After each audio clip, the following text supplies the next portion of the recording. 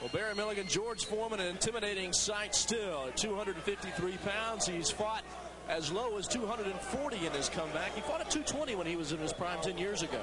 Yep, and he really doesn't think the extra weight has hindered him, as referee Max Parker Jr. giving the final instructions. I wish you luck. Touch glove, come out, box down.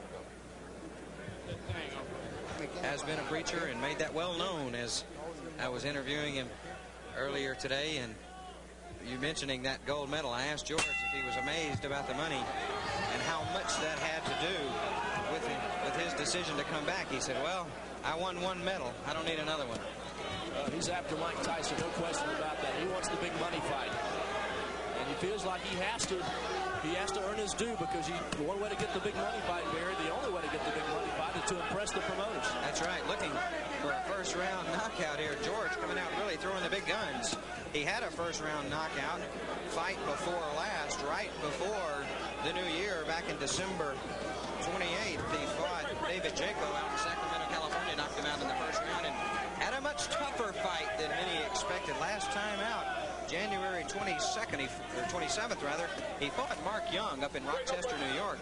That fight lasted 7 rounds, which was about 3 or 4 more than it was supposed to last. Foreman fighting out of Houston nowadays. Still preaches several nights a week at a non-denominational church. We'll get it out in Houston. 15 straight knockouts since coming on. Still a resident. Yep, a resident still of Texas. His wife and 8 children back at home, I know, cheering on their dad here, looking for his 16th consecutive win and knockout since returning to the ring. Perhaps the most amazing thing about George Foreman, he's 60-2 in his career. 57 of his 62 bouts have resulted in knockouts. He's been nothing short of awesome. He is delivering some pistons for Manoel De Almeida right now. Yep, firing up, winding up, delivering those heavy body blows. George, of course, with the great ring sense over the years, perhaps as much savvy as anyone in the game right now. He says he goes for the knockout just by nature. He knows of no other way to fight. One thing that has changed about George Foreman, though, in the years he's laid off, he used to fight with just almost unbridled rage. That was what motivated him. He doesn't do that anymore. Well, that's the good ring sense, you know. He doesn't have that sheer athletic ability to do that anymore. He knows he has to be smart. In carrying the weight he does, he has to pace himself somewhat. De Almeida, as you see, fighting back here gamely in round number 1. His managers let it be known perfectly clear. Their guy didn't come here to lay down for a former heavyweight champion. Clay De Almeida certainly has aspirations of his own, and he's looking to act some of those out here tonight at SeaWorld. Foreman got it right in there. And he's been hammering De Almeida to the body throughout much of the first round of a 10-round affair. We'll see what kind of toll that will have on the Brazilian national champ. Pretty good 3 or 4 punch combination by Foreman on the ropes.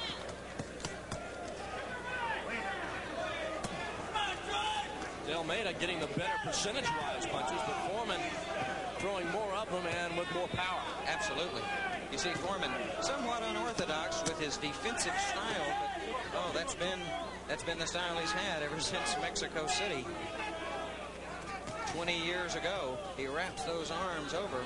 It really doesn't allow you. One thing it doesn't allow, that defensive style, is very much counter-punching.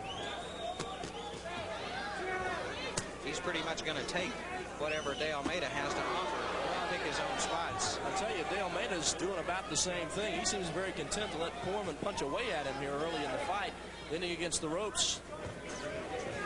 Maybe in an attempt to wear Foreman out. There in line, Foreman at 40 years plus.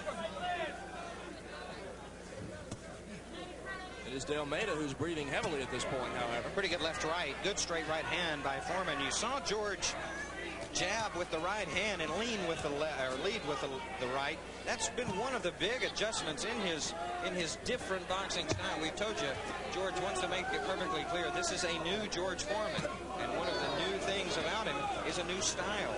He'll go lefty and lead with that right hand, and he's changed his footwork up a little bit to disguise some of those big punches as he gets a little bit off balance there. Well, he had everything behind that one. All that was a slip, no damage done. De Almeida slipped out of that one, and Foreman went right around him. Yeah, George trying to wind up just a little bit too much. I tell you, you get that 250-plus momentum going, it's hard to stop. You betcha, particularly when there's only a couple of ropes there to stop you. Looks like De Almeida may have a little bit of a cut. Right above that right eye. Yeah, it's over the right eye. Foreman doing a nice job with that left. The jab has been good, and the hook already has been damaging as well. Foreman doing a nice job with the right cross, and there you see a difference too, the uppercut. George Foreman never really was one to throw the uppercut, but that's certainly a big weapon in his current arsenal. Foreman's got De Almeida hurt right now, and he's just stalking him. Yeah, another good left hand. Got up to the eye area and will affect that cut. Almeida hanging in there at this point, but he has taken some tremendous body shots. I don't know if George Foreman is hitting with the same power that he did 10 years ago. I don't know if anybody can make that determination, but if it's too much more powerful than the punches he's throwing right now, I know I wouldn't want to be in there. Yeah, he's doing a nice job too.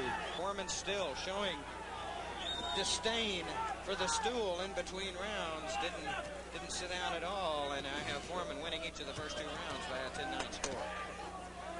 No question George Foreman's out to prove himself, and if it takes standing on a stool to do it, he's going to do it.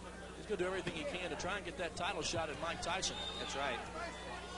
And, you know, Foreman considers himself a prospect. You know, that may seem a little bit unusual to boxing observers and even people who follow the game closely, but, you know, he certainly knew he couldn't come back, fight 2 or 3 times, and be ready to challenge Tyson.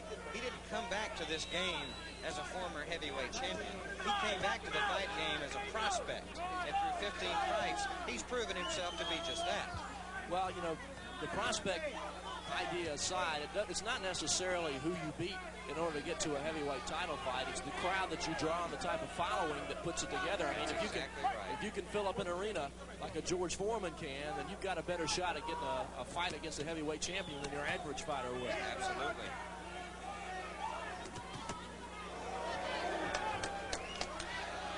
Foreman just pushing down. Oh boy, good right hand. Came over the top a little bit with that right hand. You see Foreman coming up with the left uppercut, splitting those hands. That opens things up for that good overhand right. Right above us now. Good left. De Almeida just about ready to go. De Almeida hanging on. Max Parker in there separating the 2 fighters. De Almeida's hurt. Got that cut going again. Yeah, De Almeida is hurt, Dave. Trying to fight back and doing so gamely here.